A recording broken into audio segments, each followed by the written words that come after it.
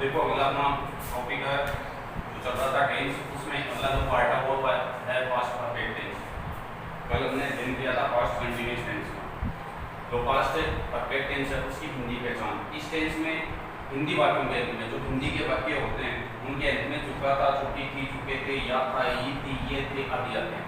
ये बात ध्यान में रखना। दोबारा देखो हिंदी पहचान। इस टेंस में हिंदी वाक्यों के अंत में हिंदी वाक्यों के अंत में चुका था, चुकी थी, चुके थे, चुका था, चुकी थी, चुके थे, या था, ये थी और ये थे आदि आदि। इसकी जो एडवर्ब्स होती है जो 10th क्लास के लिए जो रिमेंबर करनी है हमें, बिफोर और आफ्टर सबसे ज्यादा जो यूजेज पूछे जाएंगे आपको, मतलब trace form of the verb पूछी जाएगी, वो ये दो होगी एडवर्ब, इन्हीं से पूछी जाएगी।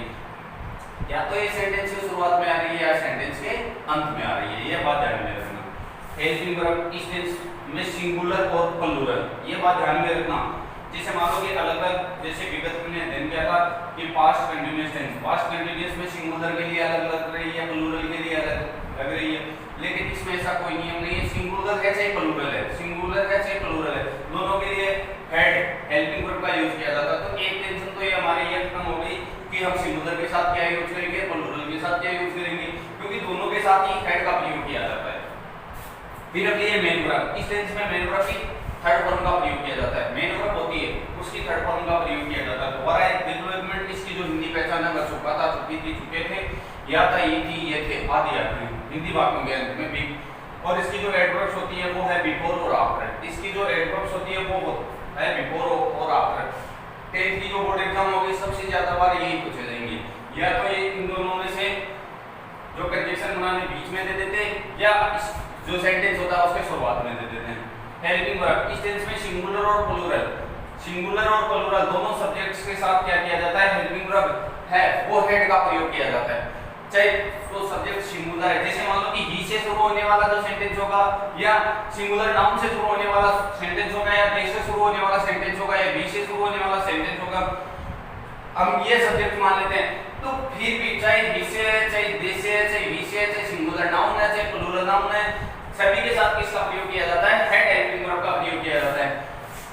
अगला है मेन वर्ब। मेन वर्ब इस टेंस में मेन वर्ब की थर्ड फॉर्म का प्रयोग किया जाता है। यह मैं पहले भी आपको बता चुका हूं कि 1 to 1 121 444 333 और 444। ये आपके जो मैंने जो मेन वर्ब का आपको ट्रिक बताया था कि यदि इसमें भी ध्यान नहीं रहे, एक नंबर पे आता है सिंपल या इंडेफिनिट तो 121 प्रेजेंट पास्ट फ्यूचर आ गए। 2 नंबर पे आता है कंटीन्यूअस प्रेजेंट पास्ट फ्यूचर पे कंटीन्यूअस तो 444 मतलब चौथी form first form plus ING. 3 नंबर पे आते हैं परफेक्ट, प्रेजेंट का परफेक्ट है, पास्ट का है, फ्यूचर का, तो उनमें है 333। और अंत में आते हैं परफेक्ट कंटीन्यूअस, उसमें प्रेजेंट का परफेक्ट कंटीन्यूअस है, पास्ट का परफेक्ट कंटीन्यूअस है, फ्यूचर का परफेक्ट कंटीन्यूअस है। तीनों में क्या आएगा, 444 का मतलब है और का मतलब है फर्स्ट फॉर्म प्लस आईएनजी, चौथी फॉर्म आएगी।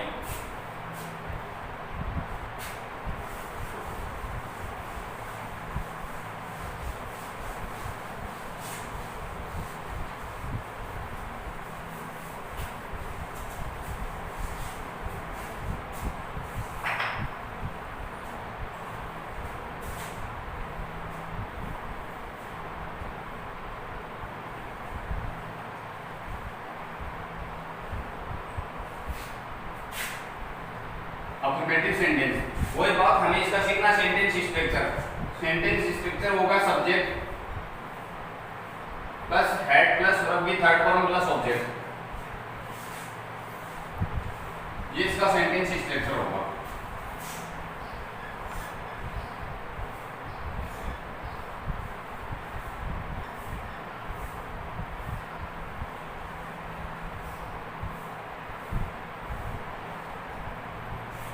अफर्मेटिव सेंटेंस होगा, उसका सेंटेंस स्ट्रक्चर क्या होगा, subject plus had plus verb की थर्ड फॉर्म प्लस ऑब्जेक्ट। इसका पहला सेंटेंस अब अगर पहुंच चुका था, क्योंकि देखो इसके अंत में जो हिंदी पहचान आई हुई है वो चुका था, इस आधार पे हम डिसाइड करेंगे कि ये कौन सा टेंस है। चुका था तो हमने यदि अध्ययन किया है तो हमें पता चल जाएगा कि ये पास्ट परफेक्ट टेंस का है। तो इसमें जो हेल्पिंग वर्ब और मेन वर्ब वो किसके अकॉर्डिंग होगी, पास्ट परफेक्ट टेंस में जो मेन वर्ब और जो हेल्पिंग वर्ब यूज की जाती है वही यूज इसमें की जाएगी। तो ये देखते हैं ही हेड वर्ब की थर्ड फॉर्म होगी बीच में होम, हैड क्यों आया? क्योंकि ये पास्ट परफेक्ट टेंस है। पास्ट परफेक्ट टेंस में जो हेल्पिंग वर्ब है वो सिंगुलर और प्लूरल दोनों के साथ हैड का प्रयोग किया जाता है। ये वर्ब की थर्ड फॉर्म है।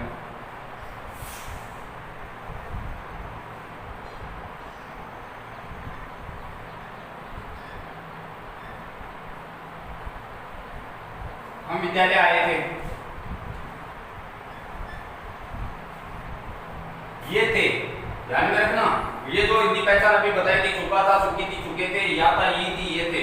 अब ये थे आए थे, तो मतलब ये कौन से टेंस में जाएगा? पास्ट परफेक्ट टेंस में। पास्ट परफेक्ट टेंस में तो वी हेल्पिंग वर्ब वही रहेगी, सिंगुलर है प्लूरल हैड।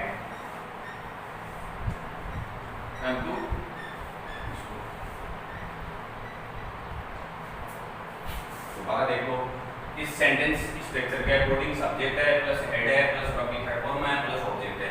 अब वह घर पहुंच चुका था, वह घर पहुंच चुका था, तो हमने ये निश्चित कर लिया कि ये जो चुका था, चुकी थी, चुके थे, ये पास्ट परफेक्ट टेंस में आते हैं। तो उसके अकॉर्डिंग हमने शुरुआत में देखो सेंटेंस स्ट्रक्चर के अनुसार ही रख दिया, क्योंकि इसमें सब्जेक्ट हुआ है, वह का आ गया ही, और उसके बाद में 2 नंबर पे हेड, हेल्पिंग वर्ब हेड रख दी।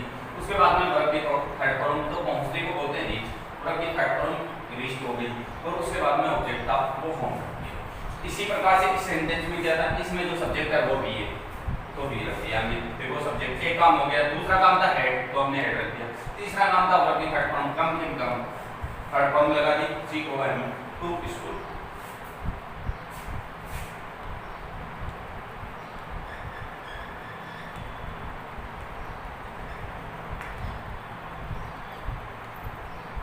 नेगेटिव सेंटेंस, नेगेटिव सेंटेंस का सेंटेंस स्ट्रक्चर होगा subject plus had plus not plus verb की थर्ड फॉर्म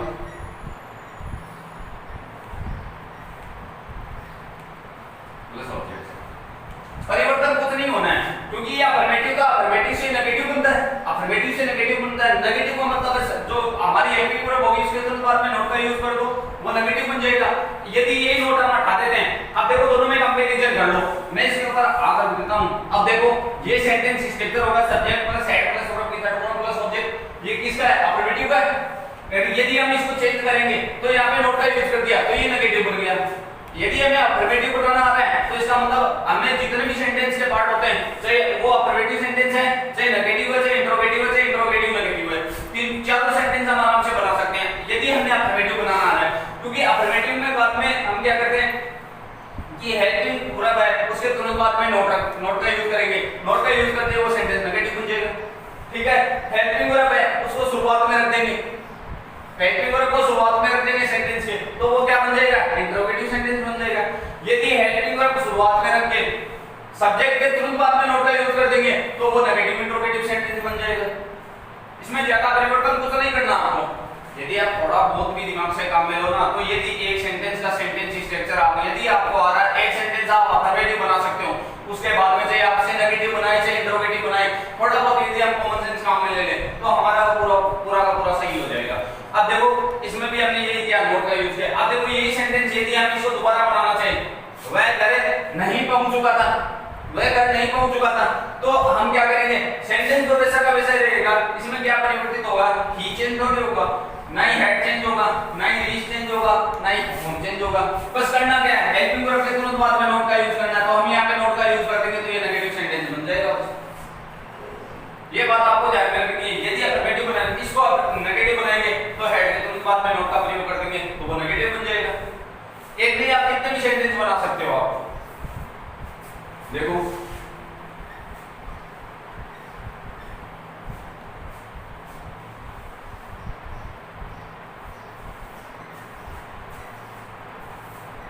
बच्चे खाना नहीं खा चुके थे,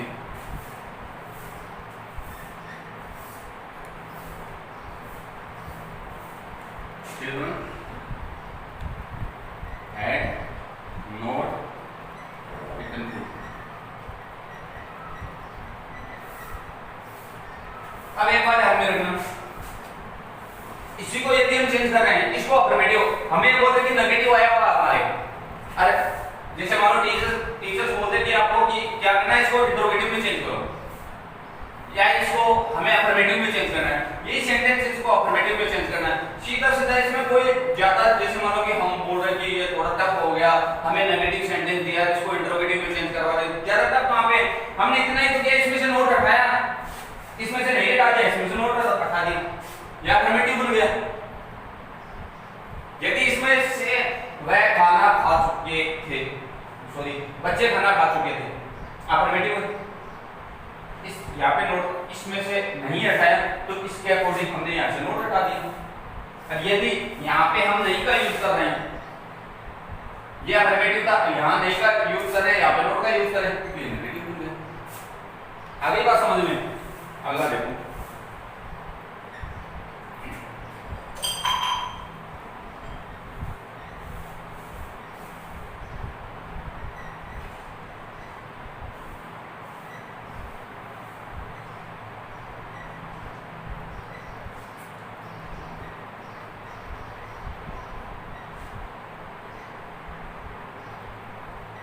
द्वितीय तरह का ये नहीं कर चुका था।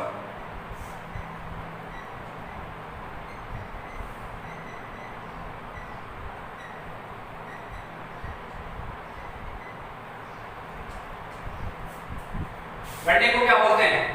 पहले मैं बताया था आपको कि ये डू क्रिया होती है। डू क्रिया, डू वर्ब की फर्स्ट फॉर्म, डेड वर्ब की सेकंड फॉर्म, डन वर्ब की थर्ड फॉर्म, डूइंग वर्ब की फर्स्ट फॉर्म प्लस आईएनजी। तो इसमें हमने क्या किया था, विजय यहाँ पे सब्जेक्ट था, उसके बाद में हेल्पिंग वर्ब, उसके बाद में नोट का यूज किया था, उसके बाद में वर्ब की थर्ड फॉर्म यहाँ पे डू जो थी वो मेन वर्ब थी, उसके अकॉर्डिंग उसकी थर्ड फॉर्म लगा दी और ये ऑब्जेक्ट का फॉर्म लगा दिया।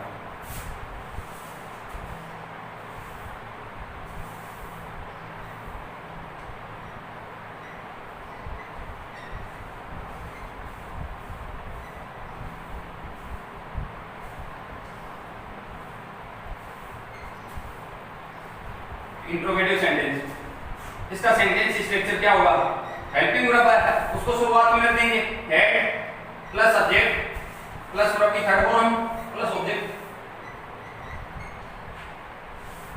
अंत में क्वेश्चन मार्क लगा देंगे।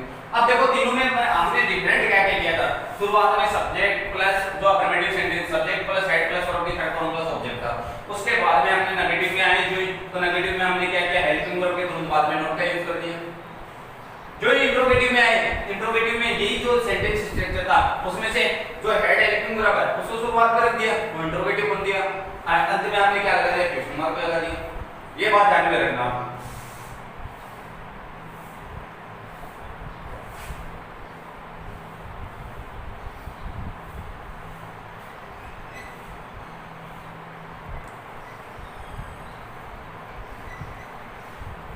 क्या वह कपड़े धो चुकी थी?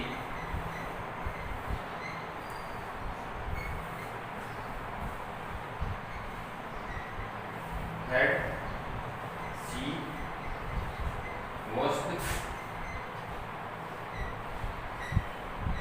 clothes? Had she washed clothes? हमने क्या किया, हेल्पिंग वर्ब थी उसको शुरुआत में रखा, उसके बाद में सब्जेक्ट था, सब्जेक्ट को हमने यहाँ पे रख दिया, अगला वर्ब की थर्ड फॉर्म वॉश ही नहीं तो वॉश हो गई और उसके बाद में ऑब्जेक्ट।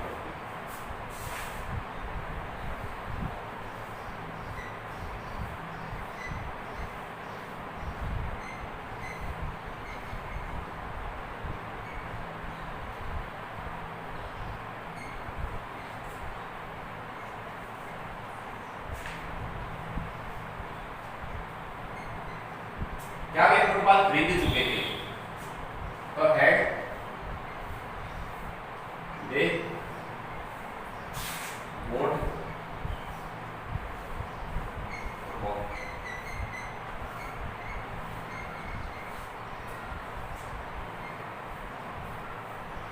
यहाँ पे देखो ये बाई की थर्ड फॉर्म है, तो मैं फर्स्ट फॉर्म होती है बाई, बी वाई, वाई का मतलब होता है खरीदना। खरीदने की हमने क्या लगा दी, वाई की फर्स्ट फॉर्म तो वाई होती है, सेकंड फॉर्म होती है वोट और थर्ड फॉर्म भी वोट होती है और फाइनल फॉर्म वाई। तो हमने क्या किया, इसमें हमें थर्ड फॉर्म दी हुई थी, थर्ड फॉर्म लगा दी। अब देखो एक चीज और नोट करो आप कि वो ये थी कि इसमें यदि हम सब्जेक्ट के तुरंत बाद में, यदि हम इसमें क्या करेंगे, सब्जेक्ट के तुरंत बाद में नोट का यूज कर देंगे, यदि हम सब्जेक्ट के तुरंत बाद में नोट का यूज कर देंगे तो ये क्या बन जाएगा, नेगेटिव इंट्रोगेटिव सेंटेंस बन जाएगा। यदि ही हम शी के बाद में नॉट का यूज कर देंगे तो ये क्या बन जाएगा, नेगेटिव इंट्रोगेटिव सेंटेंस बन जाएगा। बस इसमें परिवर्तन, नेगेटिव इंट्रोगेटिव सेंटेंस में परिवर्तन इतना ही होगा, had plus subject plus note हो जाएगा। और यही इसमें यदि इसमें नोट का यूज कर देंगे, देखो ये हो जाएगा, क्या वे फुटबॉल नहीं खरीद चुके थे, क्या वे फुटबॉल नहीं खरीद चुके थे, तो हम क्या करेंगे, had they not bought football. आगे बात समझ में।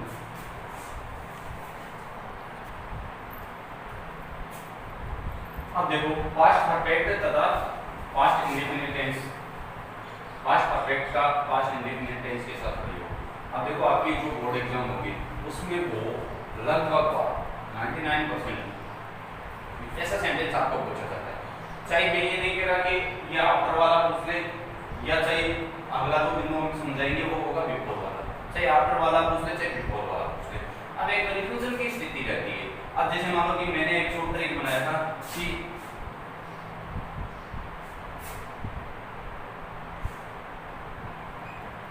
एपी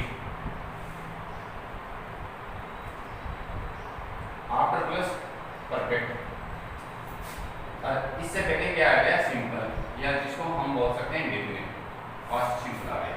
अब देखो एक जो सबसे बड़ी कंफ्यूजन की स्थिति ये रहती है कि मैंने पूरा मेथड के अकॉर्डिंग बताया है, एग्जांपल लिखा है, शुरुआत में देखो दोनों का जो पैटर्न लिखा है, फर्स्ट बात तो हमें पैटर्न ध्यान में रखना चाहिए, past indefinite plus after plus past perfect, past indefinite plus after plus past perfect.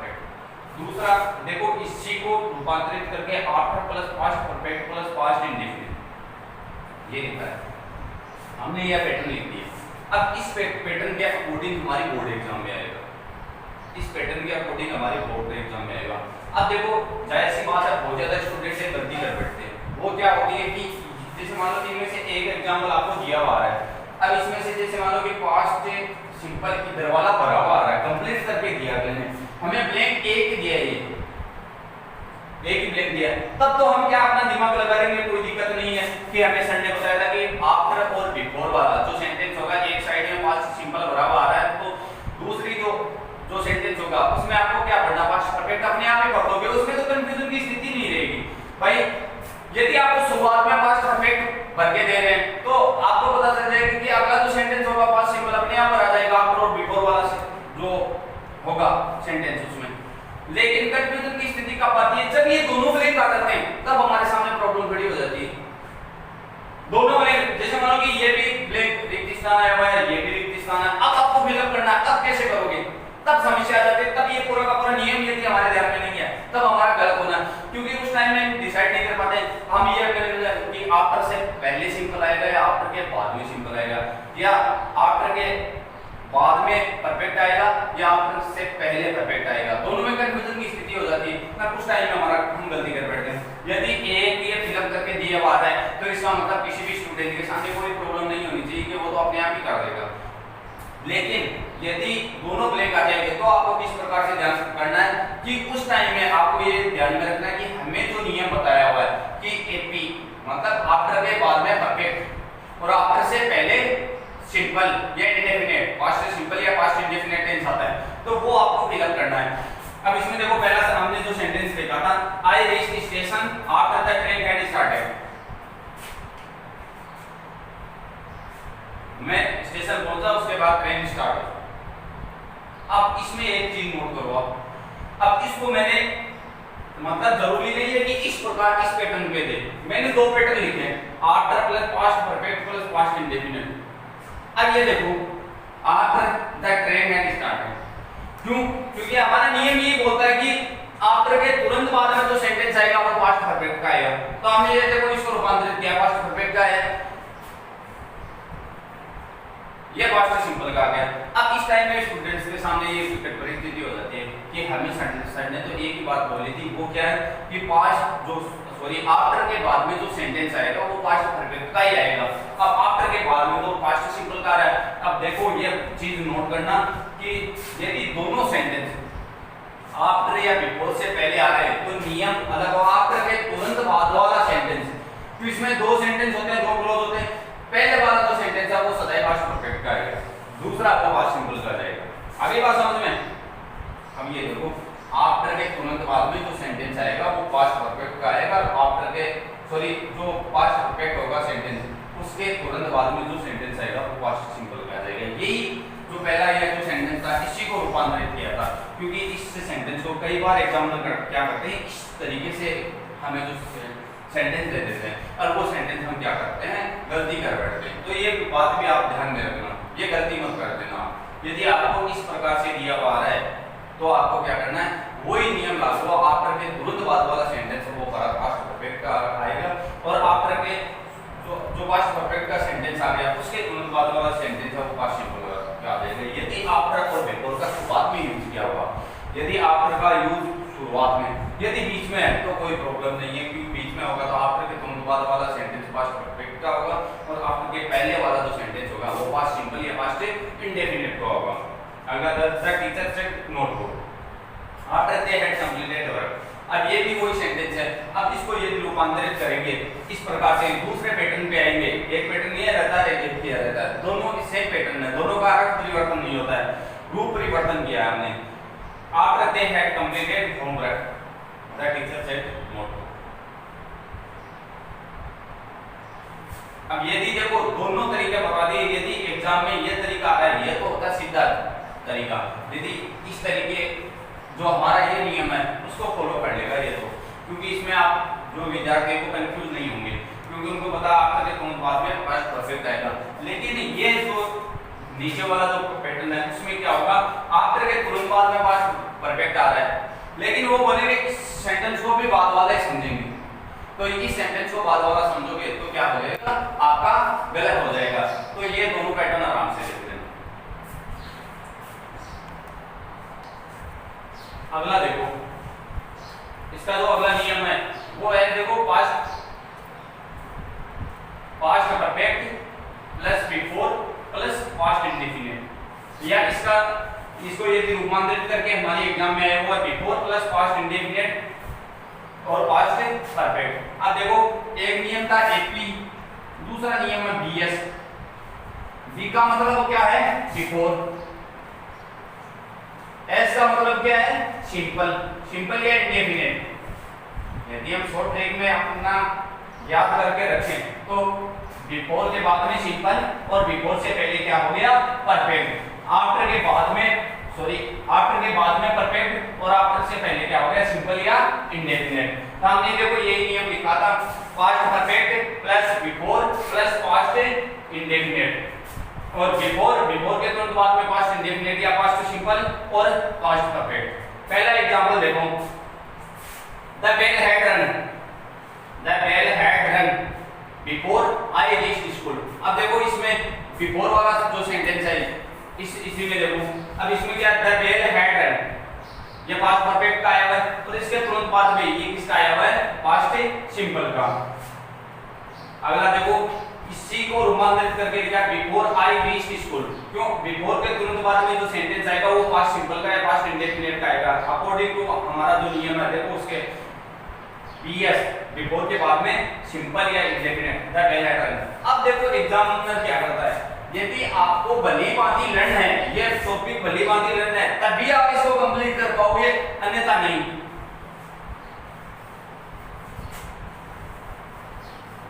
अब देखो इसमें हमारे ब्रैकेट में आ गया रिंग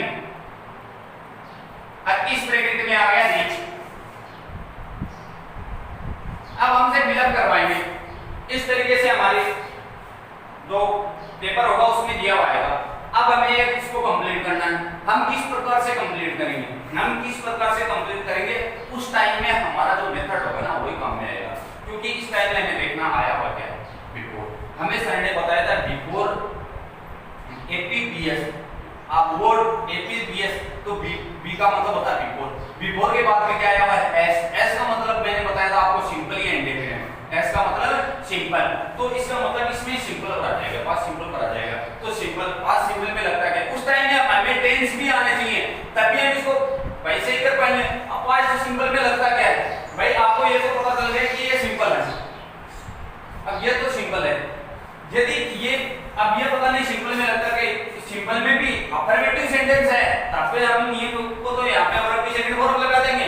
यदि इसके साथ में नोट आया हुआ तब हम क्या करते हैं, सपोज मानो यहाँ पे नोट आ जाता है इसके साथ में, ये ब्रैकेट में नोट माना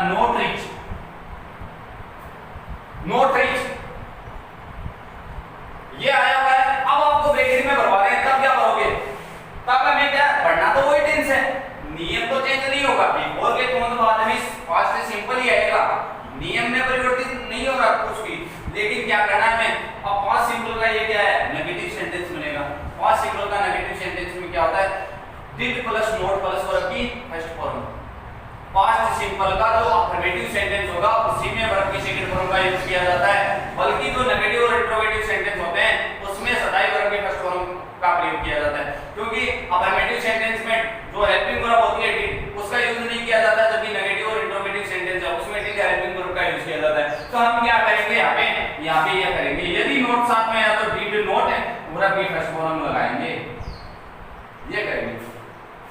यदि हमारे पास ये इसमें नोट नहीं आता तो हम क्या करते हैं, टेंस तो वो का वही बढ़ते, लेकिन ये सेंटेंस क्या बन गया, अफर्मेटिव बन गया। तो अफर्मेटिव सेंटेंस बनते हैं हम क्या करते थे, यहाँ पे वर्ब की सेकंड फॉर्म बनते हैं। अब ये बिफोर के तुरंत बीएस मतलब बिफोर के बाद में सिंपल, तो बिफोर के बाद में सिंपल आ गया तो बिफोर से पहले क्या आ जाएगा, परफेक्ट आ जाएगा। तो इसमें हम परफेक्ट करेंगे, परफेक्ट में रहती है हेड तो हेल्पिंग वर्ब और वर्ब की थर्ड फॉर्म, रिंग की थर्ड फॉर्म रखनी होगी। इस प्रकार से आपको कंप्लीट करना है। और कई बार क्या होता है एग्जाम में, अब देखो ये ऊपर वाला समझा, उसी प्रकार से देखो इसको रूपांतरित किया उस प्रकार से। अब ये रीच नहीं है हमारा, अरे यहाँ पे हेड रन नहीं है हमारा, अब आपको फिलअप करवाना तो क्या करना है, बिफोर के तुरंत बाद वाला जो सेंटेंस होगा वो सदाई पास्ट सिंपल का आएगा।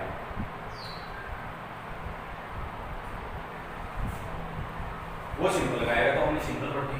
और इसके बाद में इसमें क्या पढ़ा हमने, ये जो कोमा लग के दूसरा सेंटेंस होगा तो ये सेंटेंस क्या माना जाएगा, अगला दूसरा सेंटेंस ना इससे पीछे वाला माना जाएगा।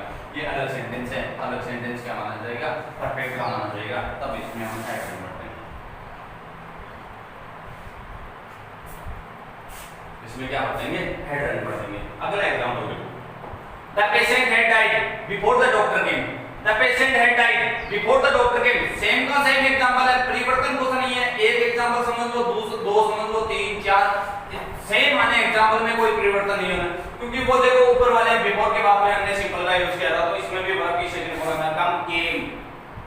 और बिफोर से पहले हमने किसका यूज किया हुआ है, पास्ट परफेक्ट का, तो इसमें भी देख लो पास्ट परफेक्ट। डाई की थर्ड फॉर्म डाइड होती है, और वर्ब की जो सॉरी हेल्पिंग वर्ब है वो हेड, पास्ट परफेक्ट में हेड हेल्पिंग वर्ब का यूज किया जाता है। ये इस प्रकार से रूपांतरित है।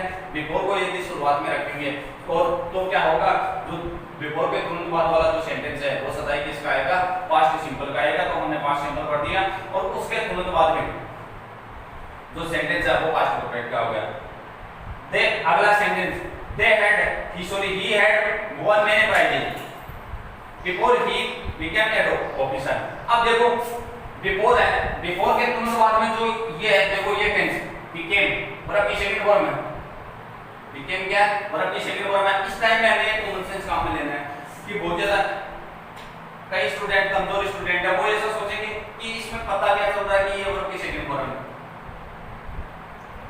मान लेते हैं मैं आपकी बात से सहमत हूं कि वर्ब की सेकंड फॉर्म, तो अब ये क्या, ये फर्स्ट फॉर्म नहीं हो सकती। जैसे मान लो बिकेम कोई फर्स्ट फॉर्म होती है, यदि फर्स्ट फॉर्म किसमें रहती है, पास्ट सॉरी प्रेजेंट सिंपल में। प्रेजेंट सिंपल में ये देखो ही और शी होते हैं, तो यहाँ क्या आते हैं वर्ब की फर्स्ट फॉर्म के साथ ऐसे ही है। यदि फ्यूचर सिंपल में वर्ब की फर्स्ट फॉर्म लगती है, यदि फ्यूचर सिंपल होता तो विल और शैल लग जाते। तो ये बात भी आपको ध्यान में रखनी है। Before he become a officer same वैसा का वैसा, ये कोई परिवर्तन नहीं है। अगला देखो,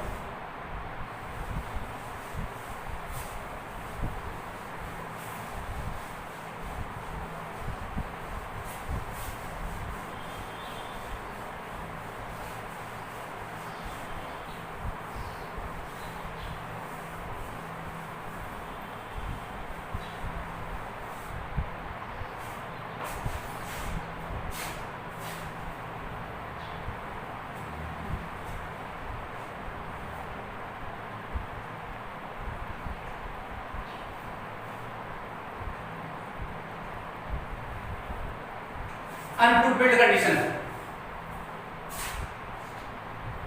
अपूर्ण शर्त जो कभी पूरी नहीं हो पाई, उस शर्त में पास्ट परफेक्ट टेंस का प्रयोग किया जाता है। देखो example, if plus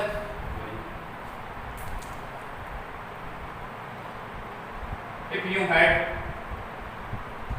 worked hard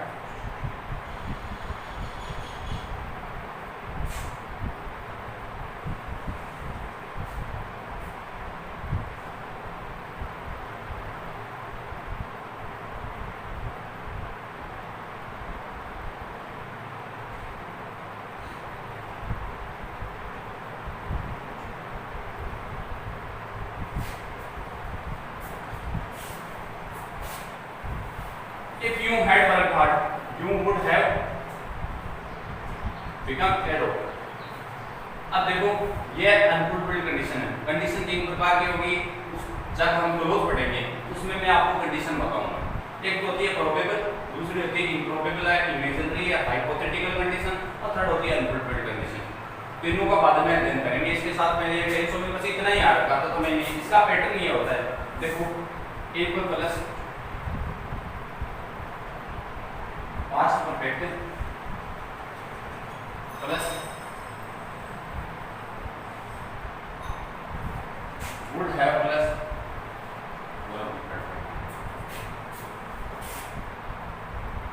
ये इसका पैटर्न है। जैसे मान लो कि इस पैटर्न पे दूसरा बनाना चाहिए, दूसरा ये जरूरी नहीं है कि ये इसका रूपांतरित भी हो सकता है।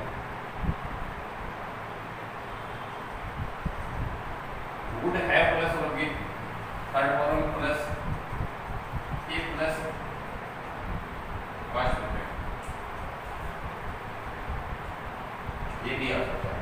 दोनों में से कोई सा भी आ सकता है। आपको यदि पैटर्न इस प्रकार से दिया हुआ है तो आपको इस प्रकार से करना है, इस प्रकार से दिया हुआ है तो आपको क्या करना है, इस प्रकार से करना है। अब देखो अगला एक इसी में एग्जांपल देखो,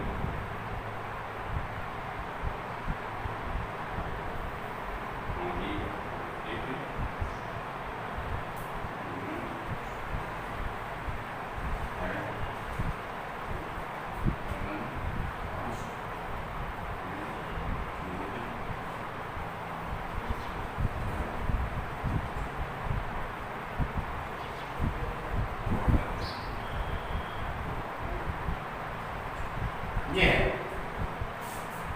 अब देखो ऊपर वाले इस नियम को फॉलो कर रहा है कि इफ आ रहा है शुरुआत में, पास्ट परफेक्ट आ रहा है, वुड आ रहा है, हैव आ रहा है, रबी थर्ड फॉर्म आ रही है। यदि हम इसको ऐसे बनाना चाहिए तो यूं वुड हैव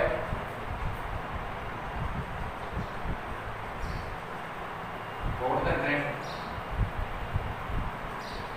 इफ। अब देखो ये दूसरा नियम हम फॉलो कर रहे हैं, दूसरा पैटर्न फॉलो कर रहे हैं। You would have got the train if means you had run fast.